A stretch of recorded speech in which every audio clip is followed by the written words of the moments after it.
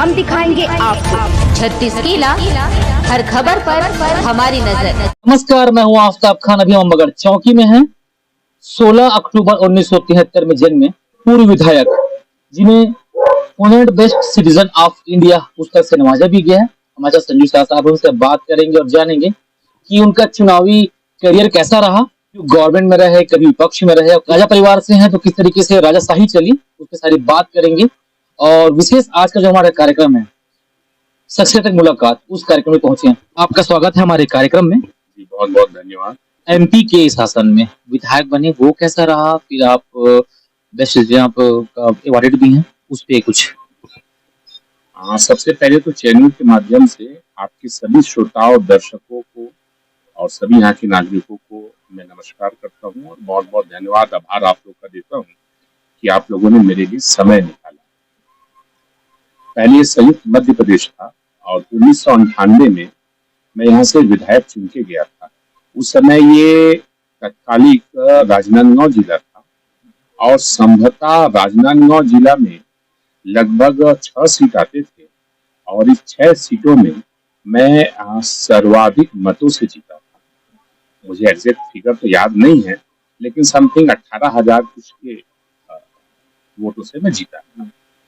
और ये मेरा बिल्कुल नया नया अनुभव था। मेरा उम्र भी कम था और उस समय मैं मध्य प्रदेश और तत्कालिक भारत गणराज्य में मैं दूसरा ऐसा व्यक्ति था जो कम उम्र का था। और आज राजनीति में जो कुछ भी हूँ, जितना मैं जानता हूँ, जितना मैं सीखा हूँ और जितना विकास के कार्य मैंने किया और आगे करूंगा, वो केवल केवल जनता, मतदाता और कार्यकर्ताओं के मार्गदर्शन से मैंने किया और आगे करता रहूंगा। चूंकि आप राज परिवार से आते हैं, तो राजनीति को और राज्य परिवार को कैसे देखते हैं? दोनों कैसे मिला के और जनता तक पहुंचते हैं? जी देखिए, ऐसा है, पहले राजतंत्र में राजा का भी ये धर्म था कि जनता का पालन करे, जनता के हित में काम करे और अपना राज्य और राज्य की जनता, उनकी सुरक्षा करे और उनके विकास के हित में काम करे। समय बीतता गया। पहला शासन जो तलवार की नोक से युद्ध के माध्यम से होता था, फिर देश स्वतंत्र हुआ, नियम कानून संविधान बने और अब का जो राजा है वो मतदाता के माध्यम से मत पेटी या इलेक्शन वोटिंग मशीन के माध्यम से होता है। डबल इंजन की सरकार आपकी अभी है, तो जो नवीन जिला बना है, इस पे लगातार जो है वो आम जनताओं पे प्रश्न बना हुआ है कि कहीं सड़क खराब हो गई है, कहीं पे पुल टूट गए हैं, बिजली लगभग समय पे नहीं आ रही है, शिक्षा को लेकर कभी उनके स्कूल की छत गिर जा रही है, जैसे औंधी का एक मामला आया था ब्लॉक मानपुर का, जो है छत गिर जा रही है, बच्चों को बाहर टेंट में रखा जा रहा है, छुट्टी कर दी जा रही है। इस तरीके से जनता के सवाल थे, इस पे कैसा सोचते हैं आप और क्या प्रश्न लेकर पहुंचेंगे ऊपर तक? एक कहावत है जिसको हम सब जानते हैं, अमेरिका जो सबसे आधुनिक देश है, अमेरिका को आधुनिक अमेरिका ने सड़क नहीं बनाया, सड़क ने आधुनिक अमेरिका को बनाया। अर्थात जिस देश, जिस राज्य में आवागमन के साधन अच्छे होंगे, वहां पर हर तरह का विकास आपको देखने मिलेगा, जिसको हम लोग चहुमुखी विकास बोलते हैं। ये बात शाश्वत सत्य है कि 15 साल भारतीय जनता पार्टी की शासन पूरे प्रदेश में रही। उसके पूर्व मुख्यमंत्री डॉक्टर रमन सिंह जी रहे। उनके नेतृत्व में बहुत सारे सड़क, पुल, पुलिया बने और इन्हीं के कारण, भाजपा के ही कारण, केंद्र में बैठी भाजपा के कारण आज हमारा ये सौभाग्य है कि हमारे को 2 फोर लेन मिल रहे हैं। एक तो मानपुर से आ रहा है और एक इधर से भारतमाला आ रहा है। ये दोनों जो योजना है ये केंद्र सरकार की देन है और इसके पीछे केवल तर्क ये है कि अगर यहाँ की आवागमन व्यवस्था ठीक कर दिया जाए तो नक्सलाइट समस्या के साथ साथ विकास भी अच्छा होगा। सेंट्रल ने रायपुर से जो हैदराबाद का हाईवे था उसको कैंसिल कर दिया। मैंने हरिभूमि में परसों पढ़ा कि भारतमाला प्रोजेक्ट को कैंसिल कर दिया गया है करके मैंने पढ़ा है। अभी इसकी कोई विधिवत इसकी जानकारी अभी आई नहीं है और अगर विधिवत जानकारी आती है तो तो फिर आगे जो कार्रवाई होगा जैसा होगा उसको हम लोग सांसद जी के साथ मिलकर के करेंगे। जिला जो मोहला अम्बगढ़ चौकी है, इस जिले में एक विधानसभा मोहला मानपुर आती है, एक खुज्जिया कुछ इलाका आता है। अभी वर्तमान चुनाव जो हुआ जिसमें गवर्नमेंट अभी बीजेपी की आई, उसमें विधानसभा की बात नहीं जिसमें आप स्वयं मैदान पे थे, या फिर लोकसभा की बात करें जिसपे अभी सांसद अब जो जीते पूर्व सीएम को हराकर, दोनों में इस विधानसभा में किसी में 42,000 से जो आपके समय था उसमें आप पीछे रहे, अभी 50,000 के आसपास पीछे रहे सांसद चुनाव पे। इसको कैसे देखते हैं, इस खास करके हमारे जिले में जहाँ पे बीजेपी जो है पीछे ही रह जाती है? मैं स्वयं 10 साल यहाँ का विधायक रहा और मेरे समय में 2 चुनाव हुए मेरे विधायक की रहते। उसमें एक में डॉक्टर रमन सिंह जी के समय जब वो सांसद बने थे, उस समय लगभग 2-2.5 हजार से हम लोग हारे थे, और उसके बाद दूसरे में जब प्रदीप गांधी जी सांसद बने थे, उस समय लगभग 10 से 15 हजार के आसपास में हारे। इसमें हम सब लोगों को चिंतन करना पड़ेगा कि ऐसी क्या स्थिति है कि हम लोकसभा में आम जनताओं, आम मतदाताओं को प्रभावित क्यों नहीं कर पा रहे। हालांकि कांग्रेस के शासन में देखेंगे और भाजपा के शासन में देखेंगे तो सर्वाधिक काम हुआ है, सड़क, बिजली, पानी, शिक्षा, स्कूल, सर्वाधिक काम हुआ है। लेकिन कहीं ना कहीं मुझे ऐसा लगता है कि इसका प्रचार प्रसार जनताओं के पास नहीं हो पाया है, ये भी एक कारण है।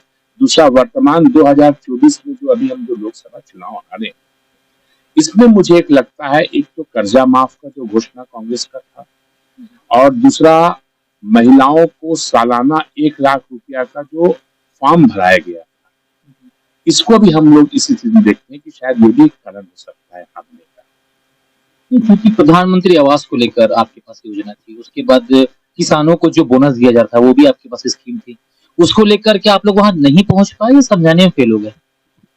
केवल प्रधानमंत्री आवास या 2100 रुपए धान की कीमत नहीं, हमारे पास तो बहुत सारे मुद्दे, सड़क, पुलिया, सड़क, बिजली, पानी, पेयजल, सामुदायिक भवन, धार्मिक भवन, तमाम तरह के हर क्षेत्र में हम लोग काम किए। ऐसा कोई क्षेत्र नहीं छूटा है जहाँ पे हमने काम नहीं किया। लेकिन हमें कहीं ना कहीं ऐसा लगता है कि शायद हम जो है जनताओं को समझाने में नाकाम है। ये कार्यकर्ता का की असफलता मानते हैं आप, या फिर आपकी जो टीम है वो ग्राउंड पे सही नहीं पहुंच पाई, कि जनता उस बात को समझ नहीं पाई जिस तरीके से आप सोच रहे हैं कि लगातार विफल होना? क्योंकि जैसे बताया अभिषेक सिंह साहब थे, वो उस समय एक दूसरे से जो आगे बढ़े थे, लंबे समय से जो है ये कागज से गढ़ बना हुआ है। तो आपकी जो टीम है, चूंकि आप जिलाध्यक्ष भी रह चुके हैं, तो आपकी टीम क्या ग्रामीण तक नहीं पहुंच पा रही है, समझाने में फेल जा रही है? कि कहीं ना कहीं देखिए, ऐसा कोई गांव नहीं है जहां हमारे कार्यकर्ता नहीं है, ऐसा कोई पोलिंग बूथ नहीं है जहां पर हमको 0 वोट मिला है। हर जगह वोट मिला है, कहीं कम कहीं ज्यादा। कहीं ना कहीं मुझे ऐसा लगता है कि हम जनता को समझाने के लिए कहीं ना कहीं हम असक्षम हो रहे हैं। इसके आगामी समय में हम फिर रूपरेखा बनाएंगे, फिर से अच्छा तैयारी करेंगे और फिर लोगों तक जाएंगे, जनता तक जाएंगे। हमारे जिले में एक ही नगर पंचायत अम्बगढ़ चौकी, आप चूंकि यहाँ के निवासी भी है, नगर पंचायत में आपकी गवर्नमेंट नहीं आ पा रही, इसको कैसे देखते हैं? चूंकि नगर पंचायत जो हमेशा से जो है वो कागज के कब्जे में रहा है, यहाँ पर कैसी विफलता देखते हैं? मेरा ऐसा मानना है कि बीते 2 पंचवर्षीय हम लोग हारे हैं।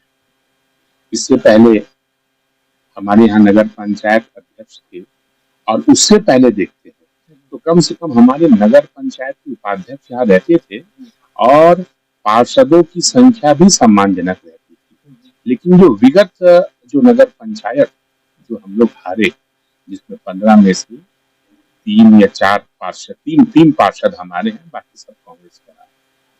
कहीं ना कहीं हमारी टीम वर्क में कमी थी और हम अपना विकास कार्य जनता को समझा नहीं पाए, ऐसा मुझे लगता है। किस कार्यकर्ता ने अच्छा किया बुरा किया ये प्रश्न नहीं है, कहीं ना कहीं ऐसा, क्योंकि भारतीय जनता पार्टी टीम और संगठन के माध्यम से काम करता है। लेकिन मुझे ऐसा लगता है कि हम विकास की बात और किए हुए विकास को जनता को समझा नहीं पाए। कल जो वर्तमान के विधायक है खुद विधानसभा के, जो तुलसीराम साहू जी ने। उन्होंने हमारी टीम से बात भी की और उन्होंने ये आरोप लगाया कि जब से गवर्नमेंट बीजेपी की आई है, तो जो नवीन जिला मोहला बाबू चौकी है, इस जिले में शराब हो, सट्टा हो या जुआ हो, ये खुले रूप में चल रहा है और कहीं ना कहीं गवर्नमेंट शासन या प्रशासन उसका समर्थन कर, इस तरीके से उनका आरोप था। इस पे क्या बोलेंगे? देखिए, मैं इतना कहना चाहूंगा कि पूर्ववर्ती में इनकी सरकार थी, तो ये लोग बेहतर जान सकते हैं कि शराब कहाँ कहाँ इसका अवैध कारोबार चल रहा है, सट्टा कौन खिला रहा है, कौन खेल रहा है, कौन कितना कमीशन ले रहा है, ये बेहतर वो लोग जानते हैं। मेरा ये मानना है कि विपक्ष में है तो केवल आरोप ही मत लगाए, विपक्ष के विधायकों का भी पावर होता है, इसको भी बात को दमदारी से उठाएं और ये पब्लिक में क्या पब्लिक में बताएं कि फलाना ये खिला रहा है, फलाना खेल रहा है, ये कर रहा है। कब तक ऐसा आरोप प्रत्यारोप लगाते रहेंगे? और हमारे संज्ञान में अगर बात आ जाए तो निश्चित हम सभी बंद करा देंगे। फिर बोलने बताने से काम नहीं चलेगा और इससे भी काम नहीं चलेगा कि अब हमारी सरकार भी विपक्ष में आ गया तो ऐसा वैसा करके। आप विपक्ष में है, विपक्ष भी दमदार है, हमारे यहाँ विपक्ष को प्रतिपक्ष कहा जाता है, प्रतिपक्ष के विधायक भी दमदार है। आप बताइए कहाँ क्या हो रहा है, कार्रवाई क्यों नहीं होगी? शिक्षा विभाग का एक मामला ये था कि गोरटोला में जब सांसद साहब आए थे, जिला स्तरीय स्कूल का वो प्रवेश उत्सव था, उस पे कांग्रेस के जो लोग हैं उनको महत्व नहीं दिया गया, ऐसा उनका आरोप था, नारेबाजी भी की उन्होंने। और कल जो विधायक साहब जो हमारे हमसे बात की, हमारी टीम से बात की, उनका कहना ये था कि विपक्ष के जितने भी नेता, जैसे आपने कहा प्रतिपक्ष बोल रहे हैं, जो उनके नेता है, ना कलेक्टर ना ही आपके एसडीएम समीक्षा बैठक के लिए उन्हें समर्थन दे रहे हैं या उन्हें महत्व दे रहे हैं। इस पे कैसा देखते हैं आपकी प्रशासन उनको समर्थन या उनको सहयोग क्यों प्रदान नहीं करता? ऐसा उनका आरोप था, उस पे क्या सोचते हैं आप? क्योंकि आप भी एक समय पे विपक्ष में रहे हैं, तो कैसे देखते हैं उसको? मुझे मेरे पुराने दिन याद आ रहे हैं जब नया छत्तीसगढ़ में अजीत जोगी जी मुख्यमंत्री हुआ था, जिन्होंने पूरा विधायक निधि को समाप्त कर दिया।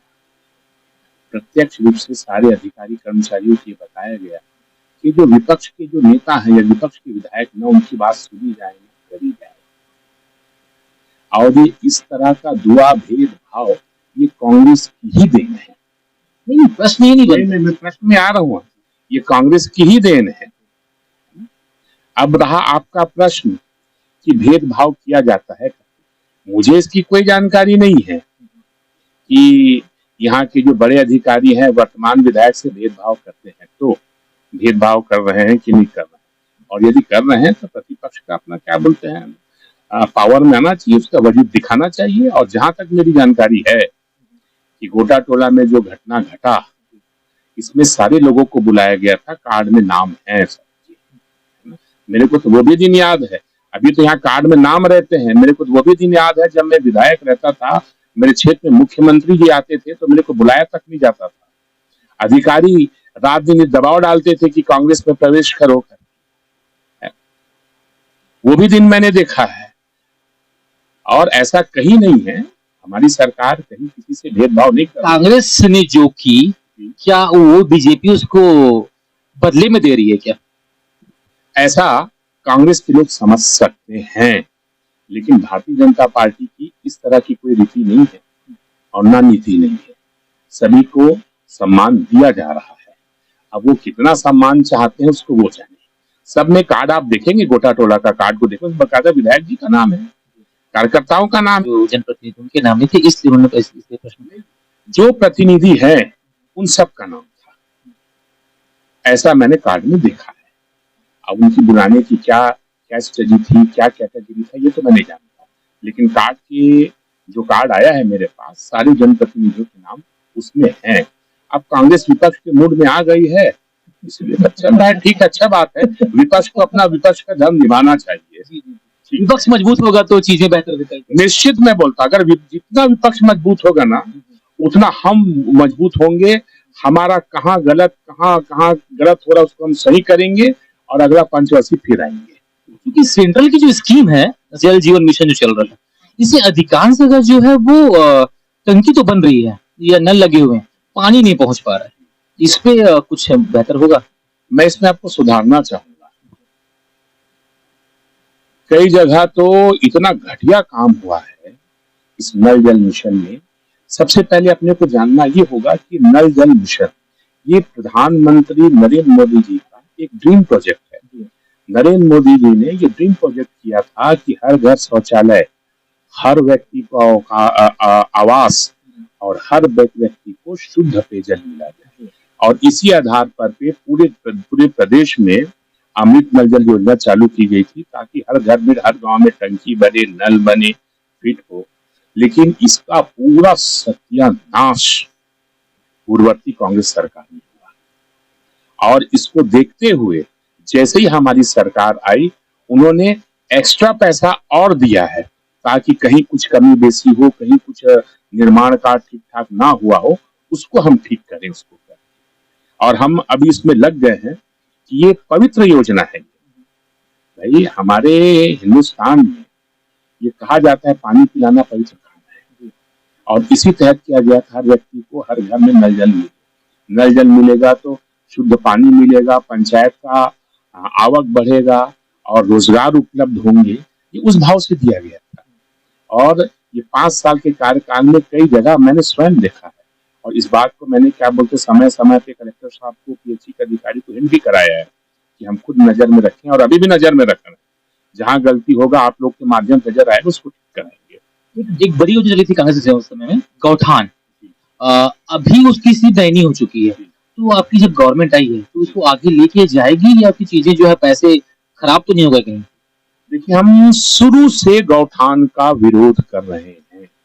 अब गौठान का विरोध कर रहे हैं इसलिए नहीं कर रहे हैं, हम गौठान का विरोध इसलिए कर रहे हैं कि गौठान के माध्यम से पूरा सरकारी खजाना का दुरुपयोग किया गया। आज के तारीख में या पूर्ववर्ती कांग्रेस शासन के समय में ऐसा कोई भी गौठान नहीं था जहां पे मवेशी को रखा जा सके और सारी व्यवस्था उसका किया जा सके। कई लोगों को प्रश्न चिन्ह है, कई लोग जानना चाहते हैं कि कई जगह गांव गौठान में बहुत सारे छोटे छोटे उद्योग बन गए हैं, कुछ अन्य काम हो रहा है, रीपा को लेकर के सब वहां पे काम हुए हैं, इनका क्या होगा? इनका सिर्फ एक ही जवाब है कि सब की समीक्षा की जा रही है, और समीक्षा के माध्यम से इसमें फिर सुधार करके जहां जहां सरकार को लगेगा वहां पर सुधार करके फिर नया काम करेंगे। आखिरी सवाल ये, स्वास्थ्य और शिक्षा पर। शिक्षा पे हो ये रहा है कि शिक्षकों को यहाँ से वहाँ अटैचमेंट कर दिया जाए, पहला। और दूसरा ये स्वास्थ्य पे है कि अधिकांश जो अस्पताल है वहाँ पे डॉक्टर नहीं है, या फिर वहाँ जो एनएम रहते हैं वो नहीं है, और जो ग्रामीण है उनको समस्या का सामना करना पड़ा। इसको कैसे देखेंगे? देखिए, मैं एक चीज बोलना चाहूंगा, आज की तारीख में जो समस्याएं हैं ये 5 साल पूर्ववर्ती सरकार के कार्यकाल का नतीजा है। कई अस्पताल में डॉक्टरों की कमी, स्टाफ की कमी, व्यवस्थाओं की कमी, ठीक उसी तरह से शिक्षकों की कमी, कई स्कूल टूट रहे हैं, कई स्कूल फूट रहे हैं, इस तरह की तमाम तरह की चीजें आ गई है। योजना लेके सेंट्रल गवर्नमेंट भी तो लेके आई थी, मोदी साहब का भी कार्यक्रम चला, स्वास्थ्य विभाग को लेकर, शिक्षकों को लेकर भी चला, तो फिर उसको सारी योजनाएं 60-40 का रेशो रहता। हाँ, सारी योजनाएं चली, राशि भी दी, लेकिन इस राशि का इस्तेमाल इसलिए नहीं हुआ कि अगर यहाँ विकास होगा तो केंद्र सरकार का नाम होगा। और मैं आपको बता दूं, केंद्र सरकार का नाम हो इसलिए आवास योजना को भी रोक के रखा गया था। इस तरह का अव्यवस्था किया गया था। अब चूंकि हमारी सरकार आ गई है, और सरकार तो जो हो सो हो, ये हर जागृत व्यक्ति का नैतिक दायित्व है कि शिक्षा और स्वास्थ्य इसका स्तर हमेशा ठीक ठाक रहे और ज्यादा से ज्यादा लोगों को इसका लाभ मिले। ये मेरी जानकारी में है, और मैं धीरे धीरे पूरी कोशिश करूंगा कि स्वास्थ्य और क्या बोलते शिक्षा, इसके लिए हम बेहतर काम करें। क्योंकि नवीन जिला है, गवर्नमेंट, आपकी गवर्नमेंट कोशिश करी लेकिन नहीं बना पाई, कांग्रेस ने बना के लिया है। इसका फायदा शायद विधायक को होगा जिस तरीके से जीत गया है। सेकंड ये था कि अभी जो नवीन जिला बना है, आपकी गवर्नमेंट आई, क्या नया प्लान लेके आएंगे और किस तरीके से नया कार्यक्रम चलेगा हमारे जिले की, ताकि कुछ विकास बेहतर हो सके? निश्चित नया प्लान आएगा, पुराने प्लानों पे कोई भी काम नहीं होगा। अच्छा प्लान बनाएंगे, पब्लिक के हित में बनाएंगे, और सब चीज पब्लिक के हित के लिए होगा। मुझे अच्छी तरह से याद है, जब मैं चुनाव लड़ रहा था तो कांग्रेस के लोगों का सबसे बड़ा मुद्दा ये रहता था कि अगर ये राजा जीत गया तो कलेक्ट्रेट को लेकर के पूरा मोहल्ला चला जाएगा और सारी विभाग पूरा चौकी चला जाएगा। ये लोगों में एक अफवाह फैलाई गई। समय आएगा, सब चीज दिख जाएगा, कहाँ कैसा क्या निर्माण हो रहा है। बस थोड़ा समय दीजिए, सब चीज ठीक होगा। बहुत बहुत धन्यवाद। ये हमारे विधायक, पूर्व विधायक संयुक्त साहब थे, जिन्होंने खुलकर बात करी और अधिकांश सवालों के जवाबों में उन्होंने कांग्रेस को ही रखा। अगर इनकी आज अगर नगर पंचायत में गवर्नमेंट नहीं है तो भी उसमें कांग्रेस पे ही उन्होंने प्रश्न किया। शिक्षा पे, स्वास्थ्य पे, सड़क पे, सारी चीजों पे उन्होंने कांग्रेस पे कहा। अच्छी बात ये कही उन्होंने जिले को लेकर कि अभी नई योजना, नया कार्यक्रम लेके आएंगे और बहुत बेहतर करने का प्लान लेकर वो आएंगे। सहयोग के साथ मैं आफ्ताब खान, अम्बागढ़ चौकी। हम दिखाएंगे आपको 36 किला, हर खबर पर हमारी नजर।